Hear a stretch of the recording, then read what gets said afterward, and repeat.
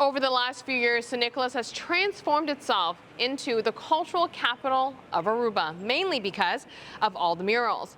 The curator of all the murals in San Nicolas says this one is one of the most special ones. Here's why. A mural that is very important to me, it's called San Nicolas Saying No More. Yes, it's made by a local artist, Yentl Lieuw. Yes, and his name is written into it, so you have to go look for it.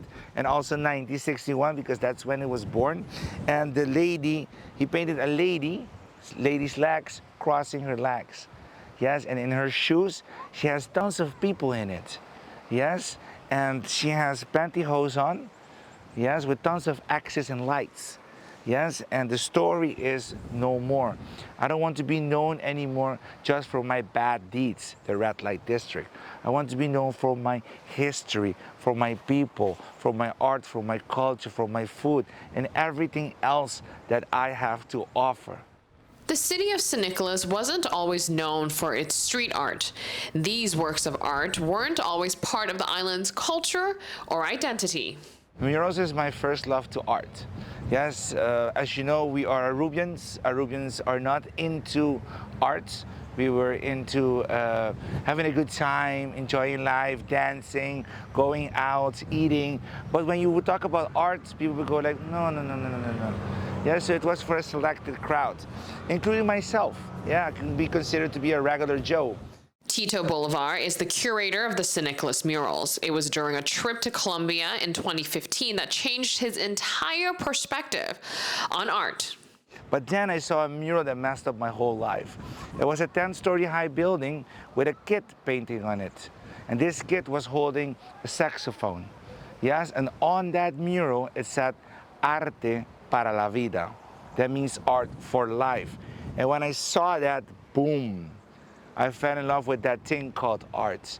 So I went to museums, festivals, to galleries, came back to Aruba, and I was very bored out of my mind because there was no colors to be seen.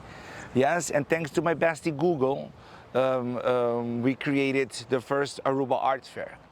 The Aruba Art Fair was born in 2016. The fair invites artists to come to the island to express themselves. The festival showcases much more than art. It is a multi-day event consisting of dancing, music, theater, food, and drink. These murals all over the city of San Nicolas were all born because of the creation of Aruba Art Fair. The goal of the various street art living in this part of the island is to transform the area as the street art district of Aruba. 3 years after the first fair, Forbes magazine featured this masterful development and dubbed this city as the street art capital of the Caribbean. The addition of art to San Nicolas has changed the way visitors of our island explore Aruba. And nowadays, we have visitors coming from all over the world. Yes, and the first day, they're already in San Nicolas taking a tour with us, learning about the history of these murals and all that they have to offer. Yeah, so San Nicolas went from an unknown place, a place that you don't visit, to people coming to it on their first trip. And that's a huge difference for us here in San Nicolas because it's instilled pride and it's also creating new commerce in the area. Patela Noticia, Amita, Yentl Lieuw.